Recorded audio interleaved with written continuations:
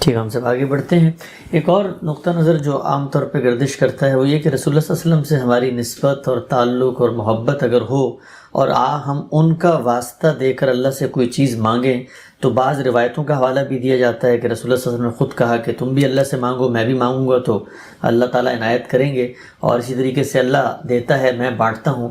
تو یہ جو تصور ہے کہ بھر دے جھولی میری یا محمد، یہ اس کی کوئی دین میں قرآن مجید میں کوئی تائید ہوتی ہے کہ اگر ہم اللہ کے رسول کی سفارش یا ان کے ذریعے سے اللہ سے کوئی چیز مانگیں تو اس میں زیادہ امکان ہے ملنے؟ یہ سب توہمات ہیں، اللہ کے پیغمبر نے ان سے نکالا اور ہمیں صحیح بات بتائی کہ اللہ ہی سے مانگو، اللہ ہی کی بارگاہ میں اپنے آپ کو پیش کرو، اللہ کی بارگاہ میں کسی کے واسطے دینے کی کوئی ضرورت نہیں ہے۔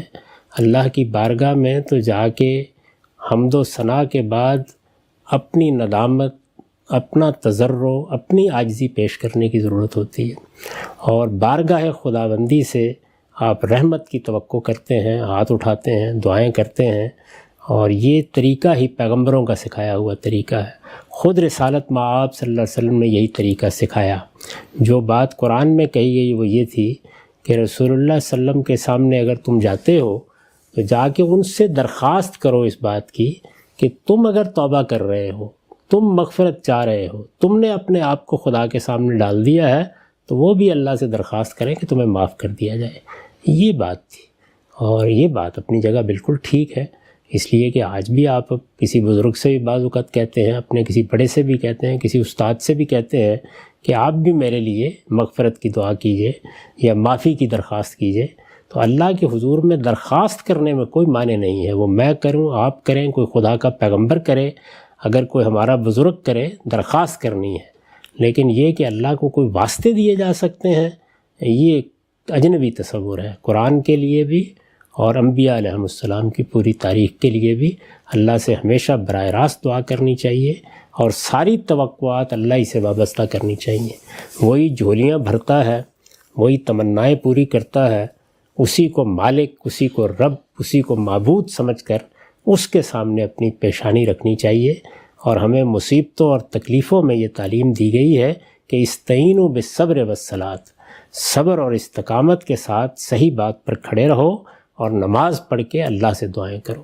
تو دعائیں اللہ سے براہ راست دعائیں جس طرح کے پیغمبروں نے سکھائی ہیں، قرآن مجید میں پیغمبروں کی دعائیں بیان ہوئی ہیں، حدیثوں میں رسالت مآب صلی اللہ علیہ وسلم کی دعائیں بیان ہوئی ہیں، سب دعائیں براہ راست اللہ تعالیٰ سے ہیں۔ دعا کا ادب وہی ہے جو سورہ فاتحہ میں سکھایا گیا ہے۔ اللہ کی حمد و ثنا کیجئے، اللہ کے ساتھ اپنے تعلق کو بیان کیجئے۔ وہ تعلق کیا ہے؟ بہت عمدہ تعلیم ہے جو ہر نماز میں دی جاتی ہے۔ الحمدللہ رب العالمین الرحمن الرحیم مالک یوم الدین، یہ گویا اللہ تعالیٰ کی حمد، ثنا اور اللہ کی بادشاہی کا اقرار ہے، اور اس کے بعد اپنے تعلق کا اظہار ہے۔ ایاک نعبد و ایاک نستعین، یہ کریں، اس کے بعد جو مانگنا ہے مانگیں۔ اس میں ہم اللہ سے صراط مستقیم یا سیدھی راہ کی ہدایت مانگتے ہیں۔ ہم عاجز بندے ہیں، اور بھی بہت سی چیزیں مانگنے کی ہیں، تو وہ اس طرح سے ان آداب کے ساتھ مانگنی چاہیے۔ اللہ تعالیٰ نے یہ طریقہ نہ قرآن میں بتایا ہے، نہ رسول اللہ صلی اللہ علیہ وسلم نے یہ طریقہ ہمیں اپنی زندگی میں اپنے نمونے سے یا اپنی دعاؤں میں بتایا ہے۔ تو اللہ کے بتائے ہوئے طریقے ہی پر اللہ تعالیٰ کے سب معاملات کرنے چاہیے۔ اللہ تعالیٰ کے معاملے میں کسی قیاس یا اجتہاد کی گنجائش نہیں ہوتی۔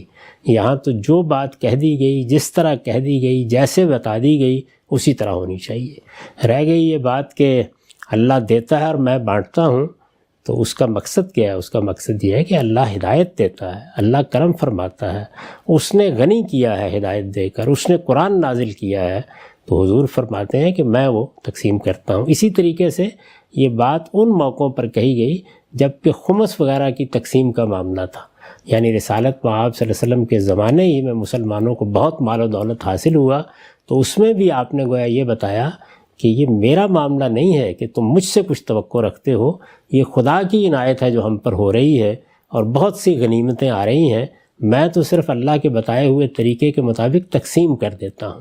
میرا معاملہ یہی ہے کہ میں تمہیں جو کچھ اللہ کہتا ہے اس کے مطابق دے دوں۔ اس سے یہ مطلب نکال لینا کہ اب ہم نے بیٹے رسالت مآب صلی اللہ علیہ وسلم سے مانگنے ہیں اور ہم نے آرزوئیں اپنی پیش کرنی ہیں اور اپنی تمنائیں سامنے رکھنی ہیں، وہ سب اللہ ہی سے رکھی جائیں گی. یہی توحید ہے، ایاک نعبد و ایاک نستعین.